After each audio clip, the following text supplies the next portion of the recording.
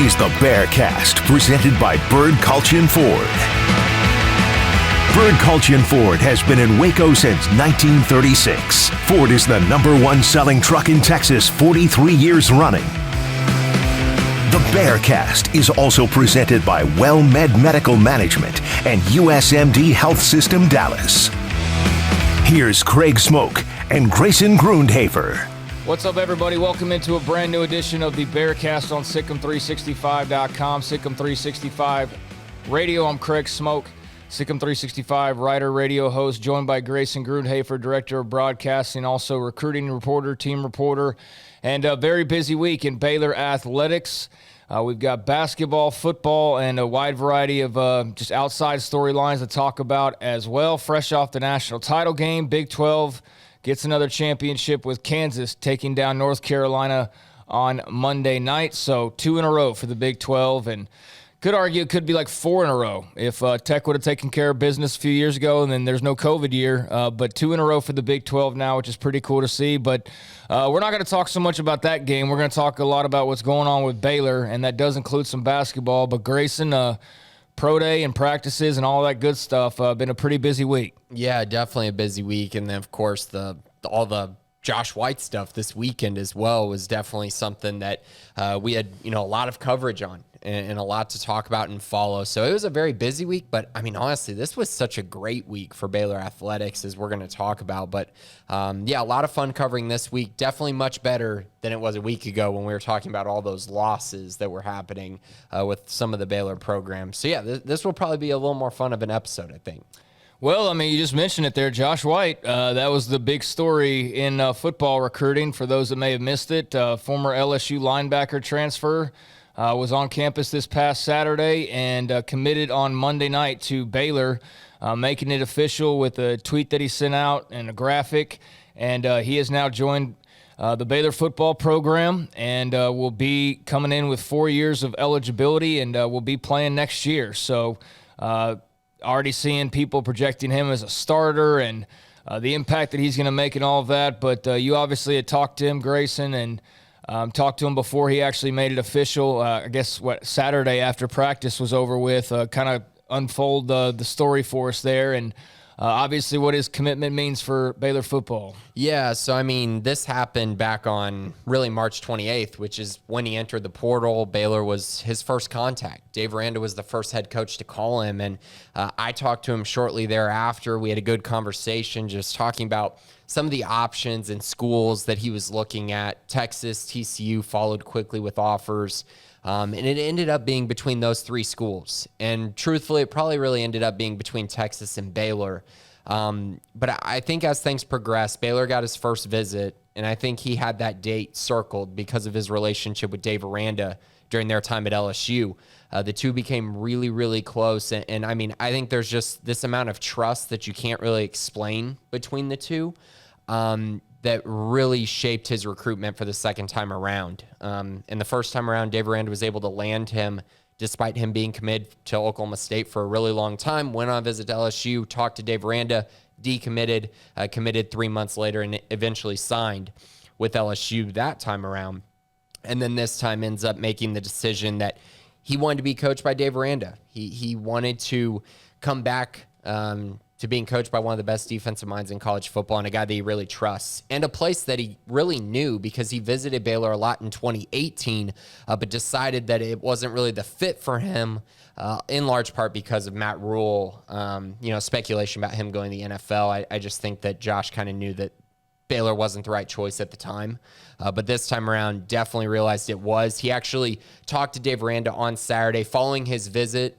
He got to talk to Ron Roberts, got to see a scrimmage, all that good stuff, figure out the academics, where he was going to live, everything like that. Then met with Dave Aranda at the end and basically told me he committed on the spot. And Dave Aranda jumping up and down. They were hugging each other. The whole staff went crazy. And no one gets to see that from Dave Aranda. And I think that's what makes everyone realize how genuine that reaction was and how big of a win this truly was for the Baylor football program going into next year. Josh is thrilled. I don't think anyone needs to worry about him, changing his mind or anything. He made up his mind this weekend, canceled all the other visits. It's over. And once again, Dave Aranda beat Texas and TCU for Josh White. His first time around, Josh White had offers from Alabama, Arkansas, Auburn, Oklahoma, North Carolina. I mean, pretty much you name it, was a consensus top 150 player in the country, and comes to Baylor and is going to give Baylor arguably the most athletic linebacker they have ever had in school history. Now, that's saying something for sure, but when you look at kind of what he did at LSU, he's gotten measured at 22.1 miles per hour in a practice. Though that number is getting hit by guys like Tyreek Hill, getting hit by some of the elite wide receivers in the NFL. So that shows you the kind of burst that he has on the football field. And I truly think this is going to be a guy that's going to be an NFL guy. Probably won't be at Baylor for more than 2 years. He does have 4 years of eligibility and possibly an extra year due to a medical red shirt since he didn't play last year because of a torn labrum. But I do believe he'll probably be in the NFL sooner rather than later. And so, yeah, I mean, this is a massive pickup, and I believe he will start at the will linebacker position. I don't think there's any doubt about that. So how does that affect the rest of the defense? Matt Jones at Jack, I guess, is what kind of the foregone conclusion would be? I think so. The thing that I have an issue with here is that I like Matt Jones a lot at Jack, but also, we've talked about this a lot. I really, truly think Garmin Randolph has NFL potential, so it's really hard to take him off the field. But I understand it. You know, Matt's better in coverage. I think Garmin is the more special pass rusher. So I think those two will probably, mix and match, come in for each other a lot. And then I also think the bigger thing is Matt Jones will now be the primary backup at the Mike and Will linebacker spots. And Lord knows Baylor needs that, because over the past few years, knock on wood, they have had a lot of injury problems at the linebacker position, and guys have had to come in and fill those roles. So to have an experienced guy like Matt Jones there, I think that's massive for their depth. So now you get higher quality linebacker play with Josh White. You get a more athletic linebacker next to Dylan Doyle, which honestly I do think is big for this roster. I mean, Terrell Bernard was much more athletic than everyone gave him credit for, as we're going to talk about with the pro day. But Josh is even another athlete above that. So to have him next to Dylan Doyle is massive. It kind of hides Dylan's deficiencies, but also will make Dylan look even better because it'll give him more opportunities, especially in the run game and pass rushing as well. So Josh White, new Baylor linebacker, comes over from LSU, second LSU player to join the program. Apu Ika did so last year, so now Josh White joins the fold, and hopefully he can make as much of an impact as Apu did in year one. And if so, then that means that the defense will get a little bit of a jolt, and certainly a nice addition. I was wondering, I was counting we still haven't gotten a spring roster. I really don't know what the holdup is on that, and I'm not trying to be Mr. Complainer here, but it's like we're halfway through spring ball and we don't have a roster online. Well, we're not getting heights and weights, is what I heard. They're not going to update those till the fall. So it just I just would like a roster. Yeah. You know what I mean? I would just like to know, okay, who's on the team and what number do they wear? Right. And we don't even have that. And I don't know why. It's just kind of strange to me because it's just not that big of a deal to have out there. So it's just kind of weird that they don't have a spring roster. But I was trying my best with this photocopied version of a cell phone text that I can't even read it. I literally had to get I printed it out and had to get a legitimate magnifying glass to read it. So I can't really carry it around with me to be able to peruse through.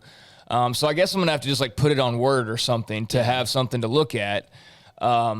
But point being that I was going through and I was trying to figure out how many scholarships do they have? Because I don't know who may have been put on scholarship we don't know about that wasn't a scholarship guy, but are they looking at 6 or 7 scholarships? I mean, based on how I counted the other day, I don't. Maybe one less now with Josh White, but right. I think they have some room because they lost a few guys like you mentioned, but I'm not. I honestly, it's very hard to tell how many because I do think we're probably missing on some guys that they just haven't announced getting scholarships. Yeah.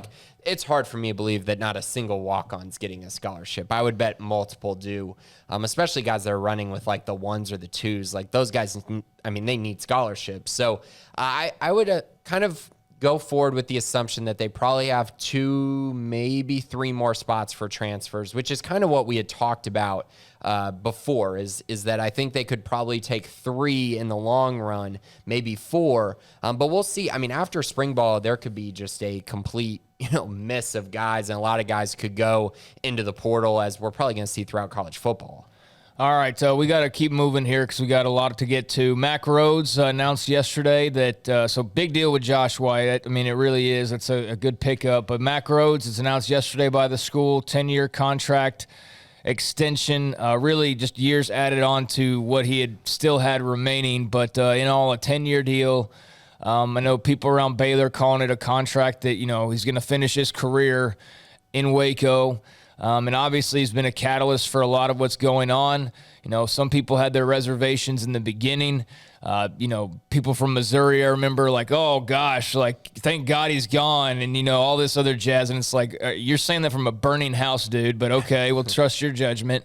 And it's worked out really well despite any sort of hesitancy, and rightfully so on Baylor fans' parts, because it was in the middle of basically right after a tornado hit, and they don't know this guy, and here he comes, and he's promising it's going to be all better, and it's the worst it's ever felt, and sure enough, like, just time heals all wounds for the most part, and Baylor's at where they're at right now in large part due to Mack Rhoades, and he is going to be sticking around for the foreseeable future. So Grayson, obviously, you look around at, maybe the SEC money that's being thrown around and the Big Ten, and it's only going to go up and up because, these TV deals that these conferences are getting.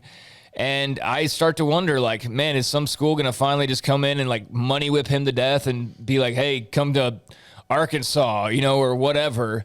But even if they do, I mean, Baylor's got the money too, and they've shown it, and they've shown their support, and now they've shown their commitment, and so is he. He's going to be around for the next several years, it appears, with this new contract extension. Yeah, and this is great for the Baylor program. I mean, every athletic sport is going to benefit from this. Mack has done a terrific job, and I truly think that if there is ever, a big hiring process that has to come about again, I feel like every Baylor fan feels very comfortable in Mack Rhoades' ability to go out and evaluate coaching talent. He's done a great job with that here at Baylor, and I think he's going to continue that. And now there's all this momentum going forward with the Baylor programs, whether it's the football ops building, the new basketball arena. I just think there's so much momentum, and a lot of that is a credit towards Mack Rhoades and, of course, the coaches as well, many of whom he has brought in. So it's terrific. I think every Baylor fan has to be really, really excited about that. I know I've exchanged messages with people who are Baylor fans that are just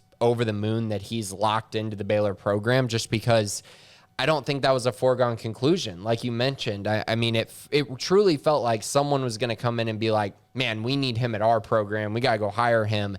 And so far that hasn't happened. And good job by Baylor getting this done, because it's huge to lock him in for 10 years. I mean, that's a long time. Yeah, it is. So he will be on Sikkim 365 Radio on Tuesday to talk about that and everything else that's going on. So big deal there. I'm sure it raised some eyebrows around the Big 12 and other parts of the country as well, who maybe were paying attention to what Mack Rhoades was doing at Baylor. But alas, he's going to be sticking around in Waco, so that's great news. Meanwhile, in basketball, got some new draft announcements. Kendall Brown's going pro.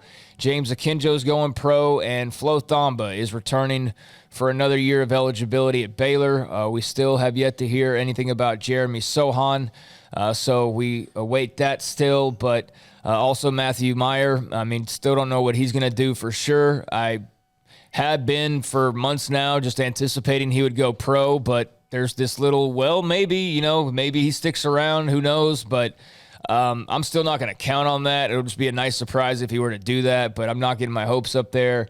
And not surprised by Kendall Brown leaving. Akinjo, I guess not really in the end, and Thamba coming back makes sense to me. Those were kind of my first initial reactions. What about you? Yeah, I mean, the Akinjo one, I think there was a lot of hope that he might return. But truthfully, for the health of the roster, it's probably good that he does move on. I think it allows LJ Cryer to get into a starting role. It allows Adam Flagler to run point guard for this Baylor team next year, which I think he's going to need to do if he wants to end up being an NBA guy. You know, he's got to be able to run the point at least some, be more of a combo guard than he has been recently at Baylor, kind of like he did at the end of the year. You know, he was playing more of a combo guard when Akinjo wasn't running the point. So I think that could be big for them. And I mean, to have Adam Flagler, LJ Cryer, and then Keontae George, I mean, on the court at the same time, that's going to be a really, really tough group to stop. So good for Akinjo. I think he will probably get drafted in the second round, probably going to be a G League guy. I'm not sure that he's going to be able to make it in the pros. That 3-point shot, I think it's going to hold him back, and his size a little bit.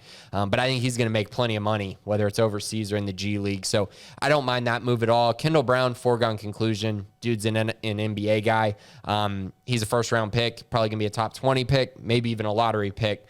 When people understand that he is still 18 years old, which is just shocking. I mean, the guy could have been a freshman this year, and it wouldn't have been surprising. So, I mean, that's just crazy to think about, that he really was a high school senior this year playing at Baylor. And now you just kind of wait. You know, Jeremy Sohan, Matthew Meyer, they're trying to make decisions. I know Jalen Bridges is going to visit Baylor. Bridges is a West Virginia transfer. He's in the portal from there. Another big wing. Clearly, Baylor wants to address that, especially since they don't know what's going to happen with Sohan and Meyer. Where I'm at right now, I think Jeremy's probably going to go to the draft. I think there's too much hype for him. I think he's going to be a lottery pick. Just fits the league so perfectly as a developmental guy. I think he's going to be great. Meyer, I'm not really sure, because his decision is really going to be very similar to what I think Flo Thamba's decision was, is, you know, do you leave and go make money overseas, or do you stay and try to boost your draft stock to the point where you get drafted? Because right now, he's not a first round pick. I don't even know that he'd get drafted after the season he just put up. So it wouldn't shock me if he came back. So I'm on the fence about him, just like you are, I think. Yeah, I mean, he improved defensively, I think you could say that, but offensively took a step back. Yeah, and I feel kind of like we're maybe trying to paint him into something that he's actually not, and trying to force a square peg into a round hole. And he just needs to be him, and maybe just go into next year with like no expectations and just become who he's supposed to become, rather than, you know, last year maybe at times feeling pressure to be the guy or whatever the case may have been. Because yeah, he did gain some, but he also kind of took a step back in some areas as well. But yeah. I think you mentioned the defensive side. I think it took a lot out of his offensive game, and it really took a lot out of his jump shot. So I think that could be huge for him, right? Come back, get that part figured out, and have a big year, which everyone knows he has the potential to have. You know, we've seen it. We've seen him get hot. It just needs to be more consistent. Yeah, agreed. So basketball, no more Kendall Brown, although now he'll go off and represent Baylor in the pros. We await Sohan. And good luck to James Akinjo on his journey as well. Meanwhile, basketball wasn't done there. Their season's over, and they're like putting out more press releases than ever. We had Keontae George doing really well in the McDonald's All-American game. Had like 13 points in that game, won the three-point contest. They also hired a bunch of new staff, or promoted in most cases. Alvin Brooks III and John Jacobs, now associate head coaches. That's a bump up for them. Of course, with Jerome Tang now off to Kansas State.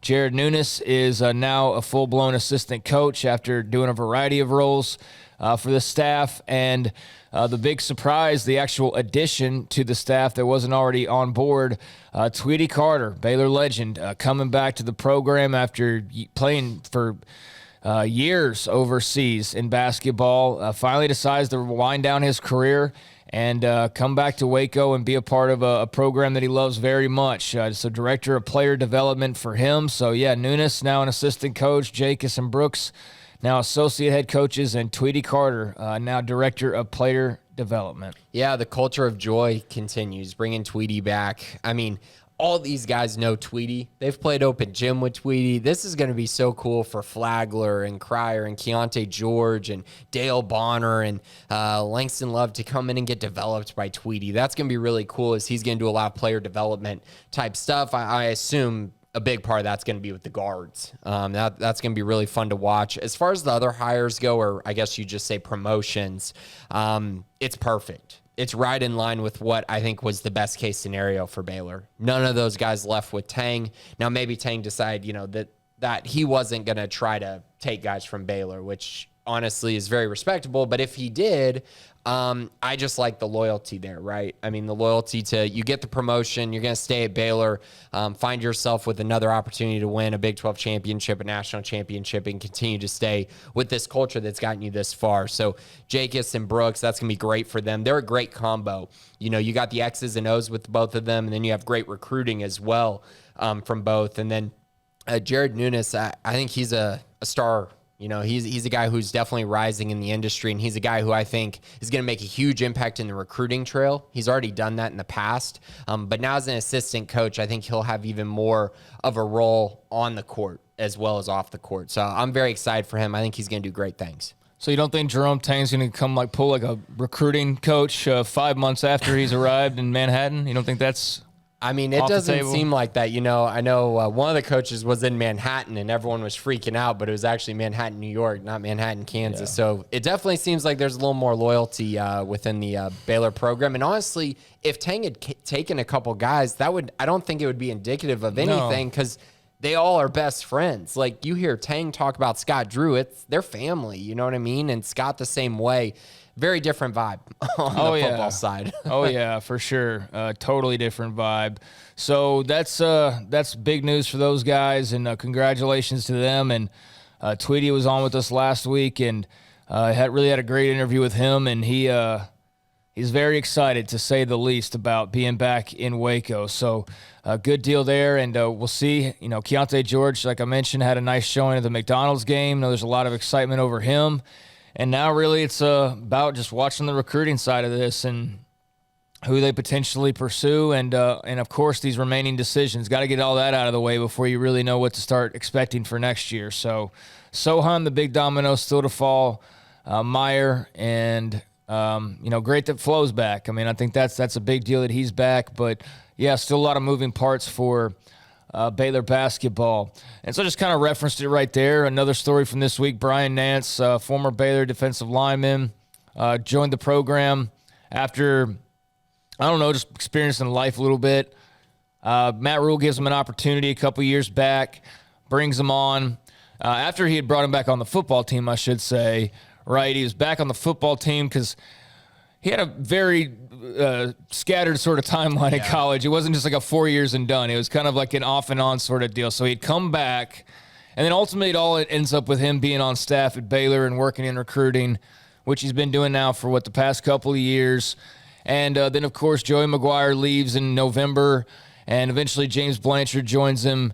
And, there's some GAs and stuff hired or whatever. And so all that happened in December-ish. Well, here we are. It's April 5th.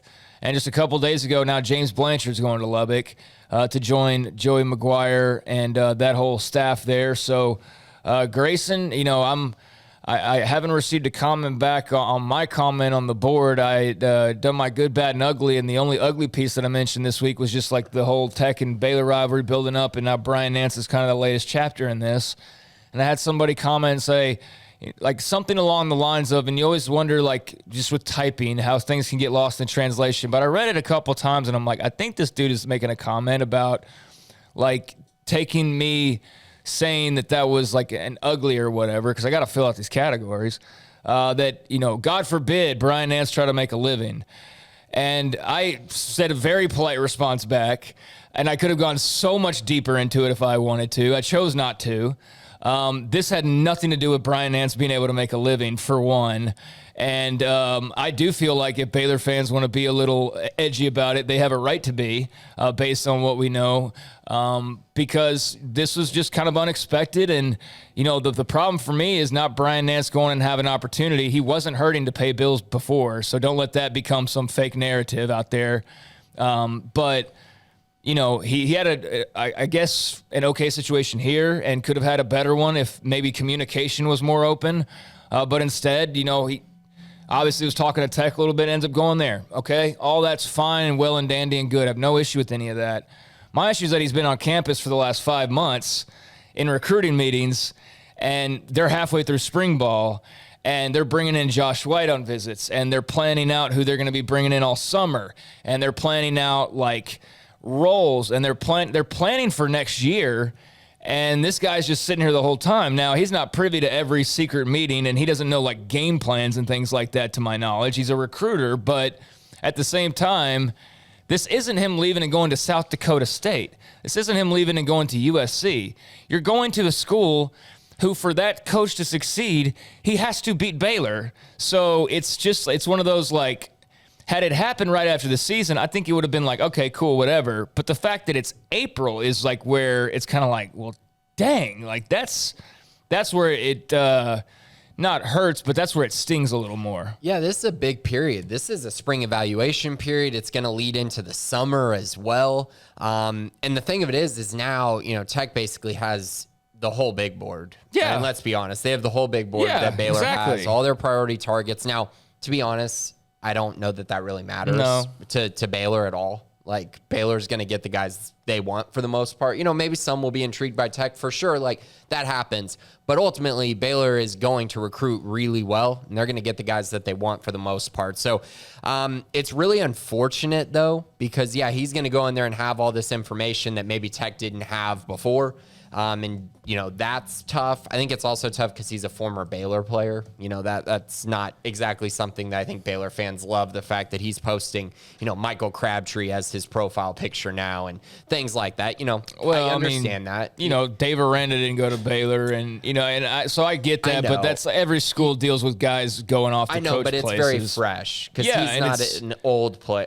No, I know, and it's targeted, and it's right next door basically, and it's a staff who's basically using the foundation of what they were doing here just 4 years ago, basically, and building it in their own way. But there's a lot of crossover that is becoming sort of annoying at this point. Yeah, it's a bad time for it too. Yeah. Like I mentioned, during the timing of, all these visits that they've had kids in like every single weekend and during the week and stuff. And so, was Brian recruiting them to Tech, during that time? Hopefully not. Would not be the first time we've heard story, not about him, but I'm just saying in recruiting, not even at Baylor necessarily, but in recruiting, that would not be the first time we've heard something like that. Yeah, I would hope not. I would hope not too. Now, as far as just the move in general, I truly do think this was more of a, I don't want to say attention, but I think that when you get a different title, which is what he got at Tech, I think it was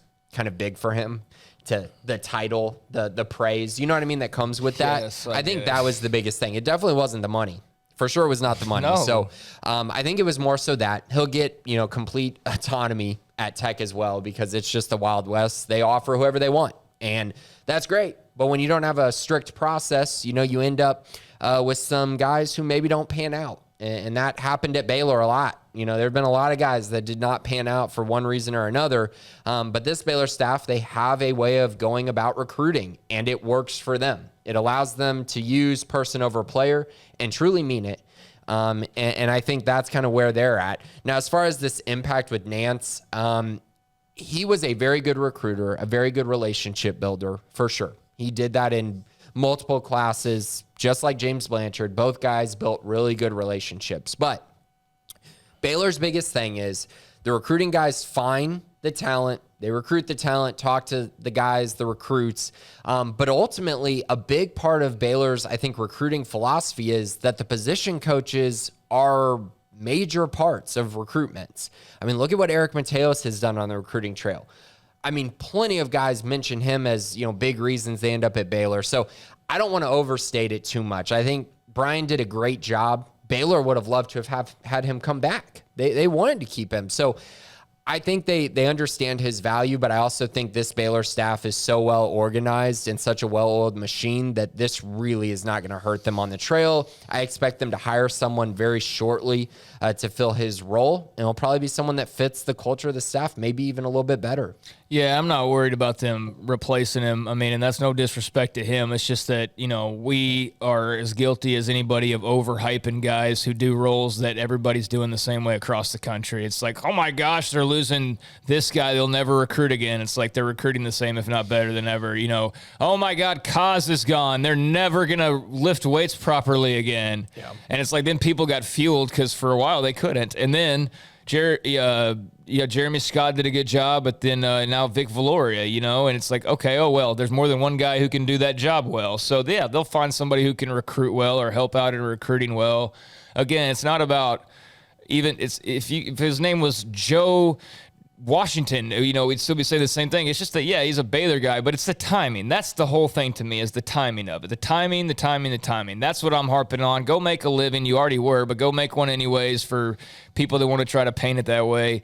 But, yeah, it's just the timing hurts. But, hey, part of the deal, they'll get over it. Good luck to them, and they'll see each other in Lubbock coming up here in a few months. But, I mean, don't want to do the media thing and try to really blow something out of proportion and hype it up to be like so much more grave or anything that it is. But, I mean, the drums are pounding in the background for this Baylor Tech face-off, in my opinion, and maybe others see it differently. I think – my game that you had to win next year, in my opinion, was TCU. And I think it still may be because that's just a game that you need to start winning. Like, it's been ridiculous, their advantage in that series here as of late. But I do think, like, right behind that, and by the time they play, maybe if it's even number one, it might be Tech because of just the fact that, like, OU and Texas, like, it's always a big deal to beat them. But, in terms of just straight up, like, I guess like the future and whatnot, like you're going to be competing against Tech more than you're going to be competing against Oklahoma and Texas, and same thing for Oklahoma State and so on. And so they've got some momentum, and if they go win some games, they'll get a lot more. But I do think that's an important game for Baylor next year. Yeah, I agree. And I actually think with Gary Patterson leaving, I'm not going to say that means TCU won't still have the edge, yeah. But it definitely takes, you know what I mean? Gary changed my mind Baylor on it, a lot. It felt like, especially recently. But now I'm kind of like, they got to go beat Tech. And they don't need to just go beat Tech. They need to really beat Tech. I like that. Tech is going to be okay next year. Like they'll probably be a borderline bowl team like they were this year. But Baylor has Big 12 title aspirations, college football playoff aspirations. They need to go in there and really take care of business.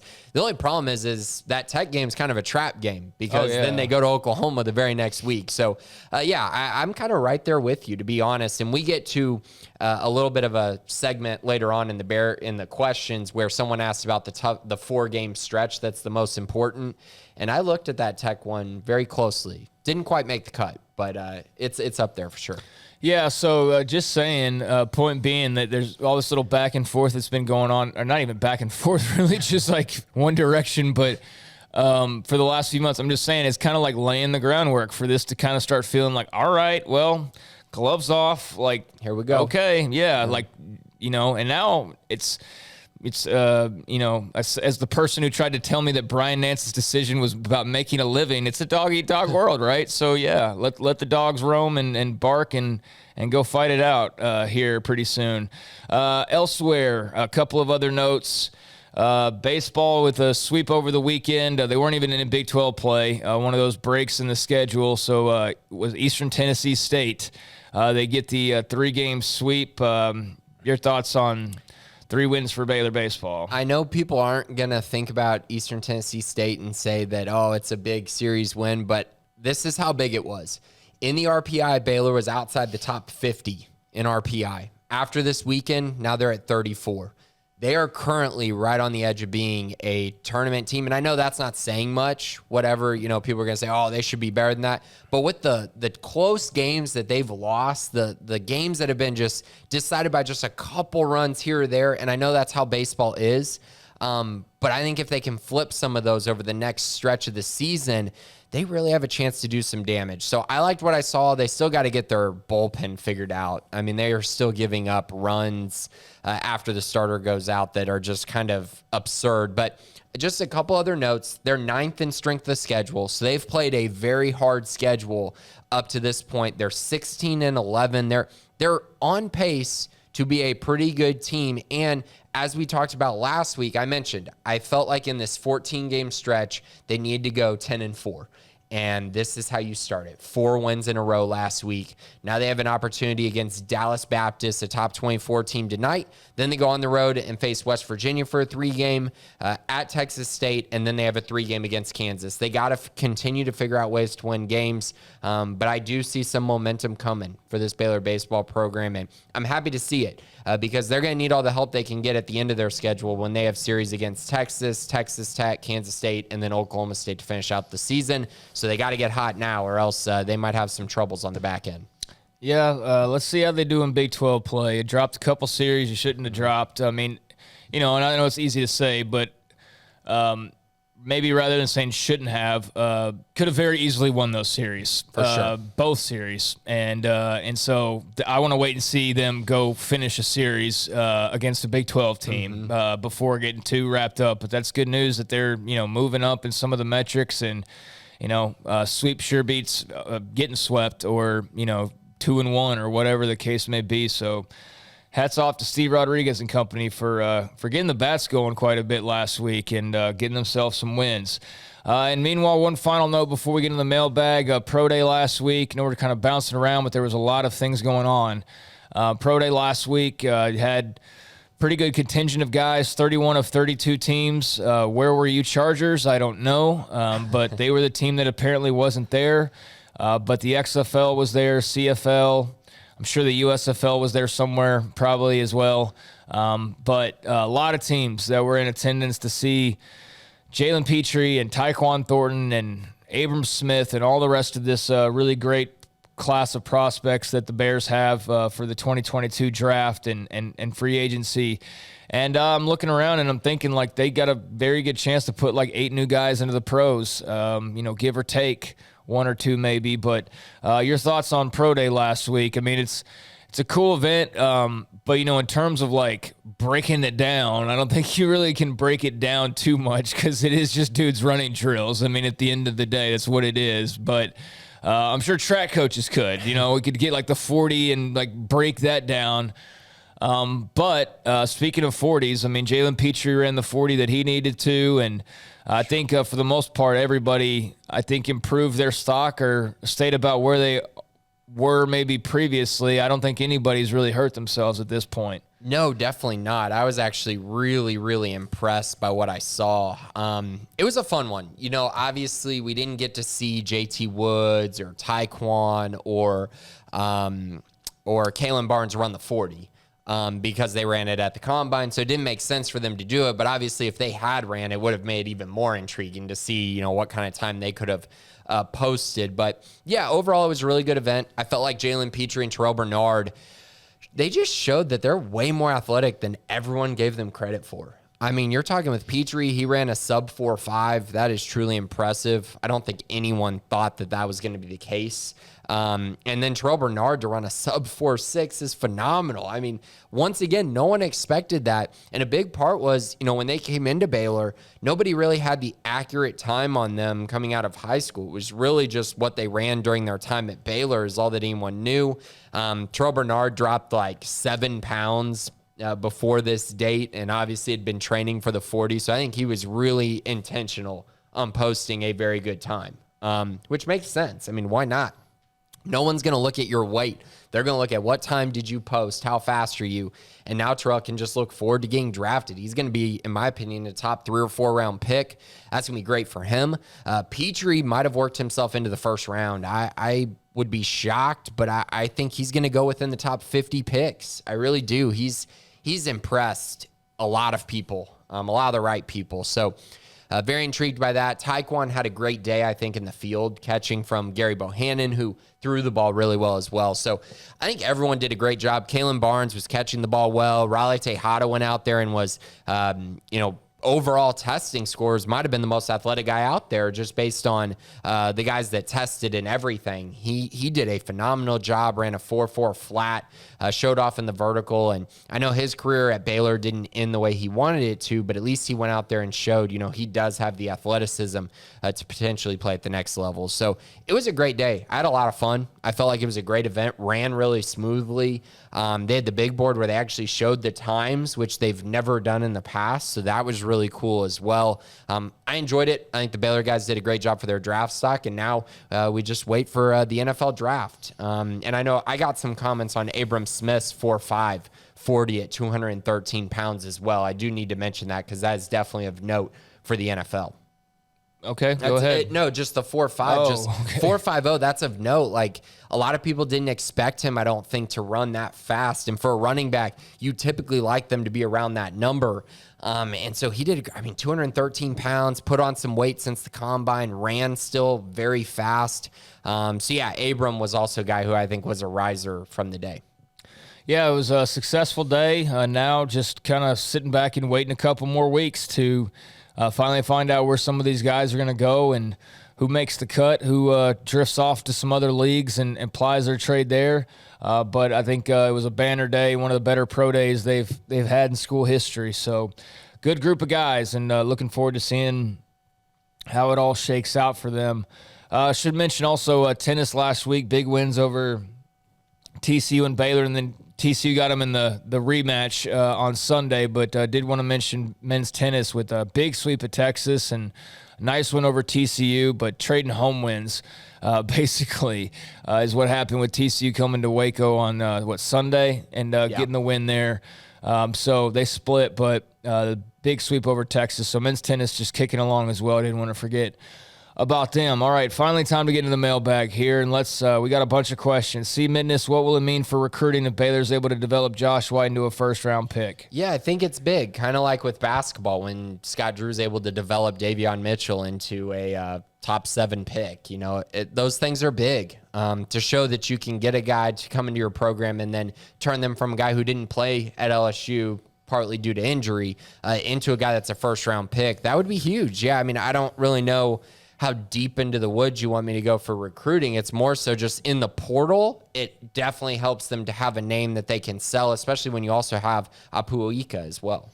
Yeah, I mean, anybody you get at a first-round pick, no matter what position they're playing, that's a big deal. I mean, Baylor's Indoor has banners for like the 3 or 4 guys that have gone first round. So they obviously use that to show it to recruits because you walk into the Indoor, there's a big banner of RG3 and Corey Coleman and you know, the other 3 or so first-round picks that they've had. So, I mean, yeah, any first-round pick you can get is a big deal. But it would just, I think, further cement, like, go play for Dave Aranda if you play defense and Ron Roberts. Brown BW, what will it mean for Jack position? Who do you see ending up there? Will Jones move back to Jack? Surely the competition just got bigger. Will there be movement back to safety for some? And obviously – Brown BW is talking about Josh White. So, yeah, geez, Josh White, who he's referring to here, how does that affect all of what I just mentioned? Yeah, I think, you know, Matt Jones moved back to Jack. Josh White start at will. I mean, no Jack is moving to safety, if that's the question here. That completely different body types for the Jacks. I mean, Jackie Marshall at 260 pounds is not going back there to play safety. But I think maybe at linebacker, I still don't view those linebackers as guys that are going to move. I mean, I'm trying to think. The most athletic ones are like Brooks Miller, Will Williams. Brooks Miller, is he hurt right now? He's been hurt a lot. His shoulders have had problems. I couldn't tell because years. I was trying to, you know, pick up on who all was hurt the other day, and I got like 7 or 8 names. Yeah, and I hope not, man. I saw somebody, but again, we have no rosters. Yeah. So I was trying my best to put, you know, and I mentioned in it, like a guy's hair's different, and it's like you can't tell who it is now all of a sudden. So if he's got long hair, then I think he might have been one of the dudes in the stands as well. But I can't say that for sure. If he's got longer hair now, then I think that was him that was running stairs with everybody else. If he's got shorter hair, then it was somebody completely different. But again, I'm sorry. I wish I could know for sure, but it's a lot of guys to keep track of. Yeah, so, yeah, I don't know what's going to happen with those guys, but I can tell you no Jacks are moving to safety. That's not going to happen. Well, and, you know, it doesn't necessarily mean the defense is going to be the exact same way that it was last year. Like, they can get creative and move guys around and, you know, shuffle it certain ways. So, you know, it's not going to be just copy and paste, you know, from last year. So that's going to be fun to follow, you know, kind of how it affects every other position and how quickly he comes in and, you know, starts making that impact. Not OU, Okie, are all the sports at Baylor expecting big turnarounds like football? I I mean, I guess I'm confused by, is everyone expecting big turnarounds? Is that like baseball? Yeah, I guess so. Yeah, I don't softball? know really either. I mean, the thing is, not everybody needs it. Yeah. Not everybody's coming off of 1 and 2 win seasons where they really have to kind of do that. I would say in spring, baseball, I don't know if I'd call it a turnaround. They could use a boost. Softball could use a boost. Yeah.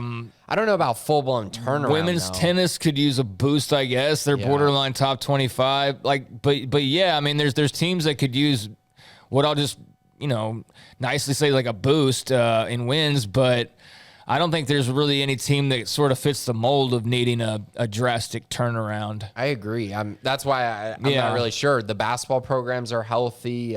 Soccer's doing good. But if you mean just like soaring to Big 12 championships, I mean, I think they're expecting that or would like that, but easier said than done. So hopefully we answered that for you there. I don't think anybody else applies the same way that football does, but certainly some sports trying to get a few more in the win column. Stat boy, what players get drafted first in the 2022 and 2023 NFL draft? Jalen Petrie took this year, and that's the answer for this year. So 2023. To me, Apu? It's either Apu or Josh White. Next year? Yeah, I think he's going to be. I'm not going to start getting that crazy. Again, I know that sounds crazy, but I think it'll probably be Apu. But I do think that Josh might enter the fold. Gabe Hall might enter the fold. There are some guys that are really, really good that I think are moving on up. Khalil Keith, watch out. Connor Galvin. I mean, there are some guys that might be in the mix just based on their talent. But I do think Apu, in the right system, could be a first-round pick. Yeah, if there's a team that needs like a nose, they're pretty early. But yeah, I think Apu is the most attractive NFL candidate right now for 2020. I mean, it's Jalen this year. It's not even a question. Yeah. But the year after, yeah, I mean, there's some other guys that could make it interesting, I suppose. But Apu is going to be, a guy he's already kind of on some radars. Yeah, his issue is he's got to go to a specific group of teams. That's the only problem. It kind of excludes him from half the league, maybe even more than that. Scotty B, the Baylor King, but 23 will be interesting. I mean, they'll have another good group of prospects. I don't know if it'll be like 8, 9 deep, but it'll be a good group. Bumbling Bear, give us a way too early preview, or excuse me, Scotty B, if you had to pick out a key 4-game stretch for Baylor football this year, where is it in your opinion? Yeah, I was looking through this. It took me a second, but for me, it's the last 4. I mean, that's crazy, but that late in the season for it to be the key stretch. But if you look at it, they go to Norman, they go to Texas the last week of the season. In between, they got Kansas State, who I think will be sneaky solid next year, and then they got TCU. And to me, that Oklahoma game and Texas game, those are 2 of the top 4 toughest games on their schedule. And then you got TCU, who's a team they haven't beaten and really have to find a way to beat. So I think that's going to be a really tough stretch, and I think it's going to define what kind of season this team has. Yeah, that sounds about right to me. I mean, it's going to be a tough close and very interested. I mean, you look at the schedule, you see where it'd be really tough and also really manageable. Just kind of depends on, health and things like that. The Bumbling Bear gives us a way too early preview of the matchup between 2022 and 23 Baylor versus Kansas in basketball. What do the starting 5s look like? What are your expectations for the tournament? Yeah, so for Baylor, I think it's going to be L.J. Cryer, Adam Flagler, Keontae George, a transfer, and then Flo Thamba. So maybe Jalen Bridges is the starter there. Langston Love, Dale Bonner coming off the bench. Probably another transfer off the bench, depending on the decisions of Matthew Meyer and Jeremy Sohan. That will probably dictate if they take another transfer, because one of them is probably going to be gone. I think I'm kind of leaning towards both being gone, but I think only one could come back. For Baylor, title aspirations for sure. They can win a national championship next year. They can definitely win the Big 12 next year. As far as Kansas goes, their roster is really interesting because everyone pretty much could come back, but they're not going to. Agbaji's going to be gone. I think McCormick's going to be gone. I'm curious what happens with Remy Martin. He's got a similar decision to James Akinjo. Christian Brown, he's got a decision to make.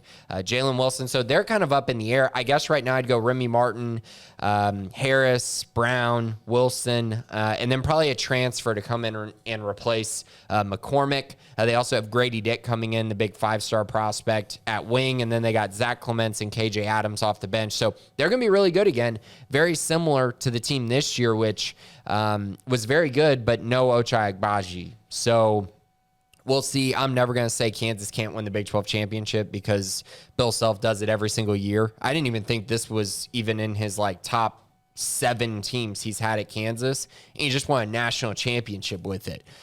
Insane to me. I think it's just absolutely insane, and they got hot at the right time. So they have title aspirations as well.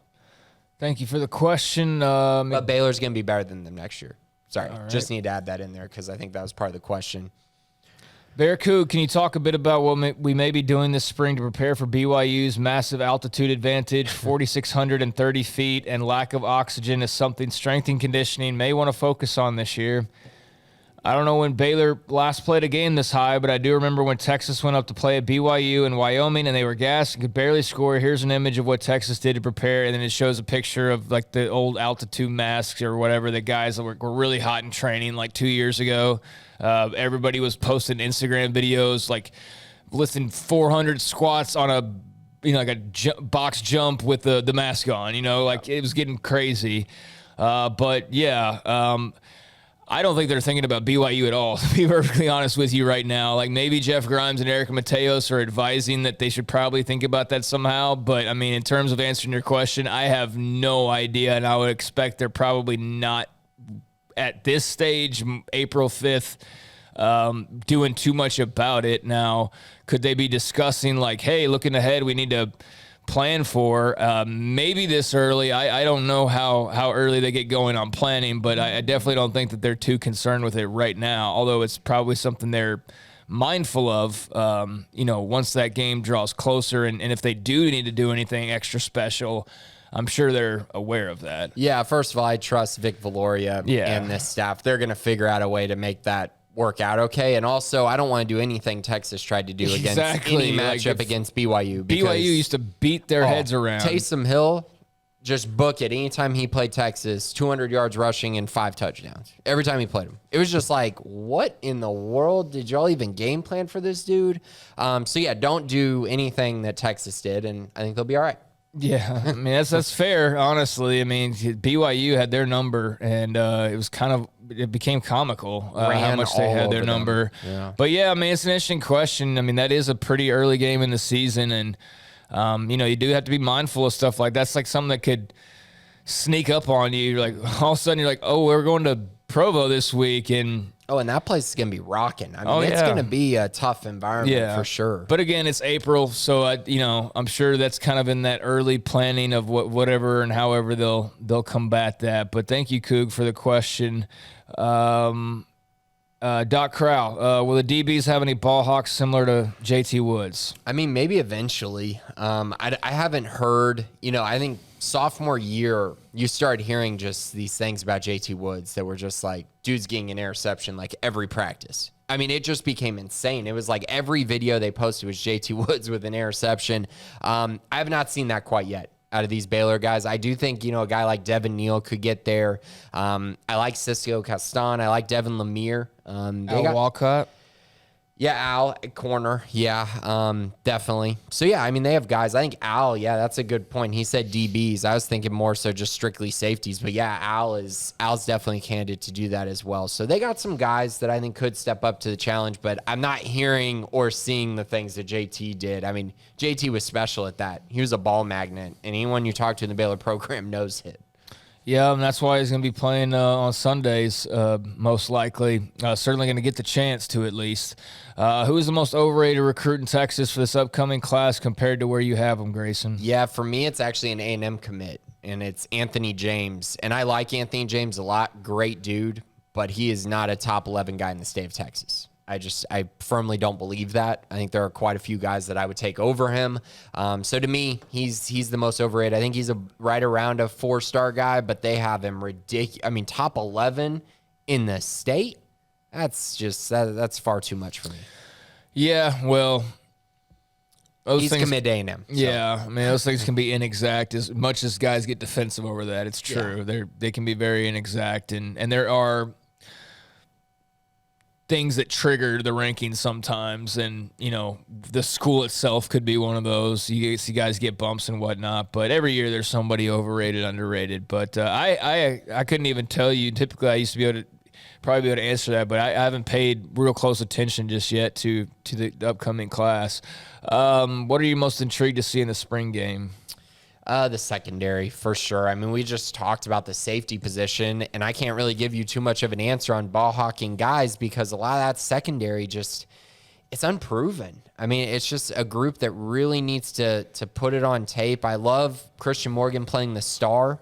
I think that's going to work out really well for this defense, but they got to figure out guys to play, at the boundary and field position with Devin Neal. He's likely probably going to start at one of those, but they need to find another guy to play the field spot.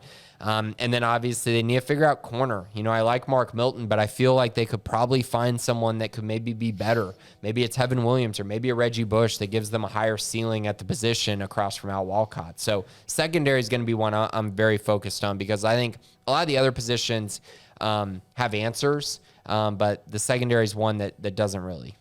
Yeah, I mean, I look forward to seeing them. Look forward to seeing the running backs, quarterbacks, receivers, pretty much everybody actually, because there's a lot that's unproven. I mean, everybody but like the front seven, basically, because I feel even the linebackers you don't know now. I mean, the picture's changed at least a little bit. So other than the D-line and O-line, really, everything else is different for the most part, and quarterback, but that's a competition. So even that's sort of up in the air. So yeah, there's a lot to be on the lookout for. We may learn a little and really won't learn nearly as much as we hope to for a spring game, but it'll still be worthwhile and interesting to see how it all goes.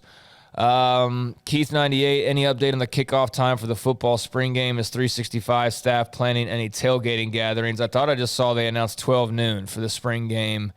I saw that right as we were starting to record. I don't know if that had previously been out there, if they just happened to announce that today, but 12 o'clock is what I saw for the spring game here in 2.5 weeks. Yeah. So I think that's what Brian had posted as well. So I do think 12 noon. Yeah. Like you said, it just happened to be posted at the same time. 12 noon, April 23rd. I don't know if we're going to have a tailgate. I'm not really I don't sure know about on that. Hopefully we do. That'd be a lot of fun, but I know we're going to have a lot of coverage for it. And so it'll be fun to go out there and watch. And, we got some answers last year, which I thought was fun. Gary playing really well and trying to assert himself as the guy. I think he did that in the spring game, which was nice to see. And Abram Smith going out there looking like a true workhorse running back. So we got to learn some things. And so hopefully we get a few kind of more obvious nuggets, kind of like we got last year. Yep. So 12 o'clock coming up here. What date is that? The 23rd, 12 noon at McLean Stadium. The Big Grizz, any possible transfer prospects in the works? Josh White. Josh White is a big one. I mean, that is the big one. Now, I mean, others, there's probably going to be a couple more that come up. I know Legend Cavazos entered the portal, yesterday? He was an Ohio State defensive back, so I think they might give him a look. I don't know if they'll recruit him, but I think they'll look at him, evaluate if he's worth a guy that they want to trouble themselves with because they offered him at LSU. But yeah, I'm not going to really, be able to narrow it down for you. And I've kind of talked about this in the past, but if Baylor wants you, they're going to make you a priority, and it's going to be pretty obvious and pretty quick. Kind of like the Josh White thing, right? I mean, immediately he entered the portal, an offer went out, and he was a clear target. They haven't really done that with a lot of guys. And so I feel like they're kind of waiting patiently for the right guys to enter the portal. It worked out with Josh White, and I think it'll work out with future guys as well. Yeah, I mean, again, based off my calculations, I think they've got a handful of scholarships. But then again, they may have given 3 or 4 guys walk-on scholarships. If not, though, I mean, they, by my count, had 5 or 6 after Josh White. So that could be a very little off. Again, don't know on certain guys and don't have a lot of information to go on in some cases. But they're going to remain active. I think that's for sure. I don't think that they're gonna hesitate if they see some like big time stud receiver or a safety or corner or something get in there. I'm sure they'll be active and they'll find room for it. But nothing. I mean, the Josh Wright was the big one, so kind of just chew on that for a little while and savor it a little bit before the next one, because there will be a next one. I mean, they ended up with 4 transfers last year when all was said and done, so they're not done there. Let's see. Bear Love 89 with White aboard. Do you think Jones will stay at inside linebacker, move back to Jack, or split time at both? We kind of talked about this earlier. Yeah, I think he's going to move to Jack, split time there, and then be the true backup for both the Mike and the Will positions. I think he's versatile. They can play him in a lot of ways, and he'll find his way on the field. He's going to play.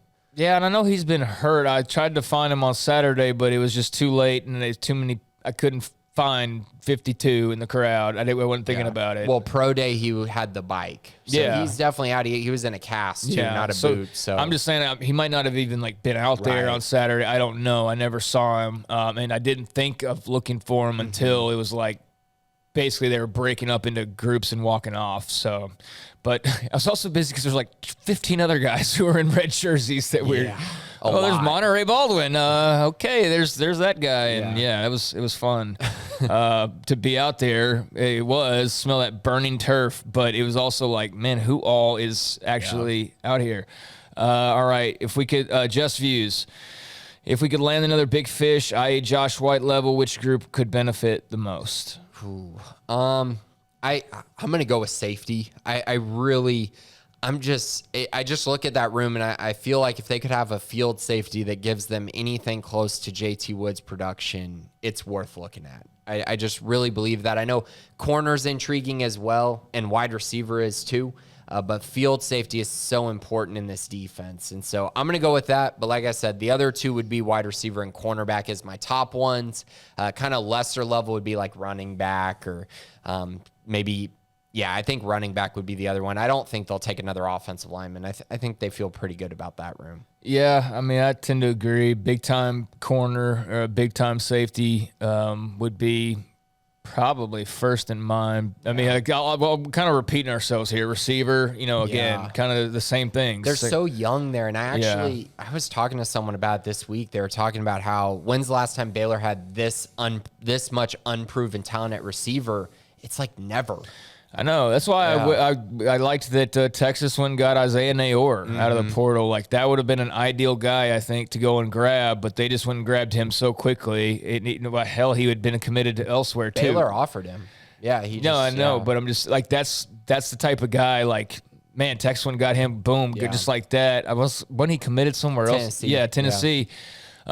But that would have been a great guy to get. But again, those guys go quickly once they're in the portal. So just be patient. Yeah, I mean, again, spring ball is not over for most people, so we have no idea who right now is sitting out practices, intending to transfer, or who's not yet decided, is maybe on the fence, and here in 2 weeks when the spring game hits, they're all of a sudden I'm not playing as much. All right, I'm in the portal, and maybe it happens that way. I don't know, but. They'll keep looking, that's for sure. With numerous storylines coming out of spring practice, what has surprised you the most? I'll say for me just how much realized Gary Bohanon's the starting quarterback.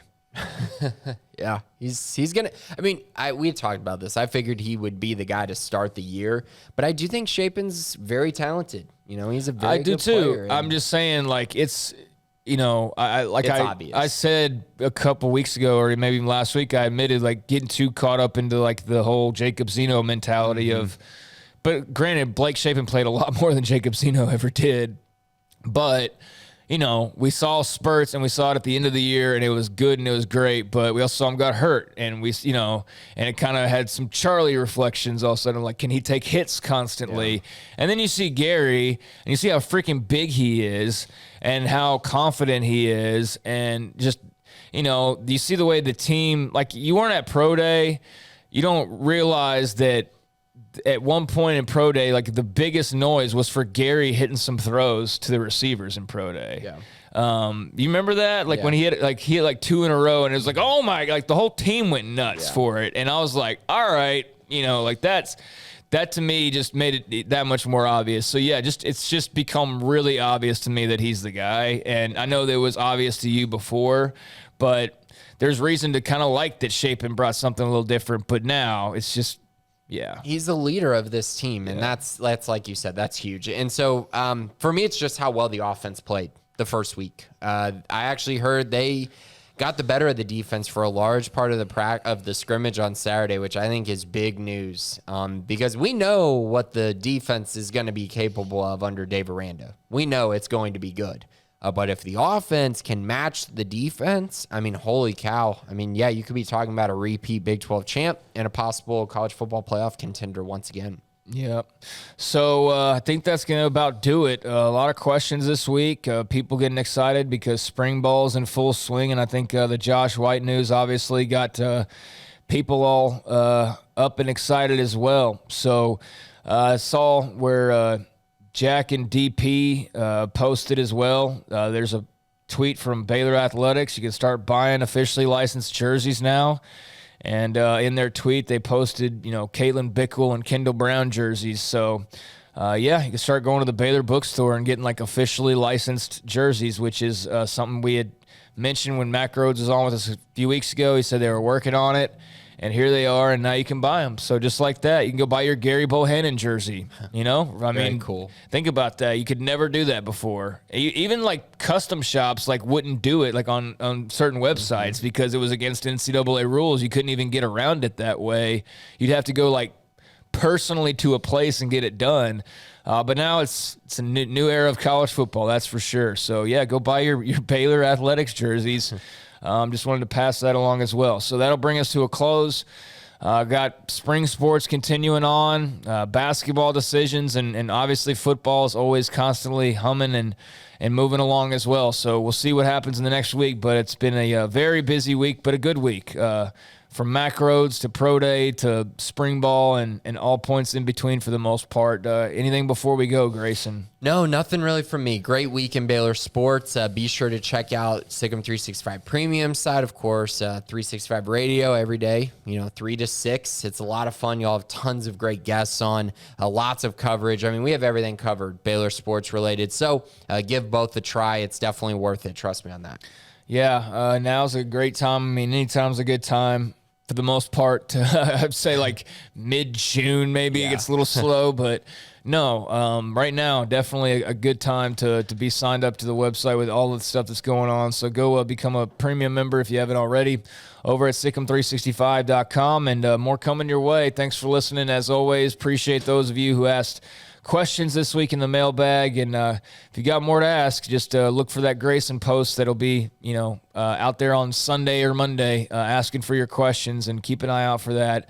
Thanks to Armstrong Sims as well. It's been the Bearcast on Sikkim365.com.